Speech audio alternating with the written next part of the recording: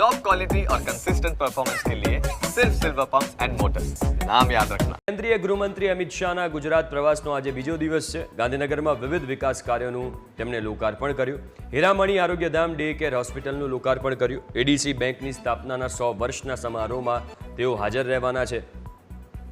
સાંજે માણસામાં બહુચરાજી માતાજીના મંદિરે દર્શન કરશે અને આરતી કરશે।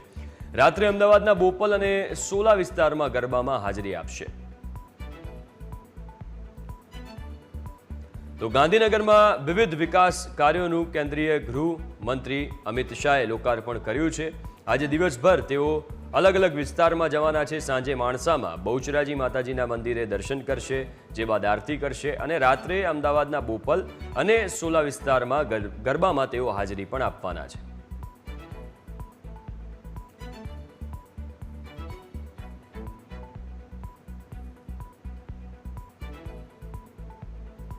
હીરામણી આરોગ્યધામનું ભૂમિપૂજન માનનીય મોદી સાહેબે 12 એપ્રિલ 2022ના રોજ કરેલું હતું।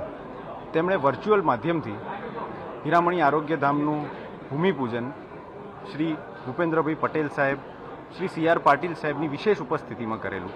ત્યારથી લઈને 2 વર્ષ 5 મહિના અને 22 દિવસ પછી આજે હીરામણી આરોગ્યધામનું લોકાર્પણ શ્રી અમિતભાઈ શાહ સાહેબના વરદ હસ્તે શ્રી ભૂપેન્દ્રભાઈ પટેલ સાહેબ અને શ્રી પરિમલભાઈ નથવાણી સાહેબની વિશેષ ઉપસ્થિતિમાં થયેલું છે।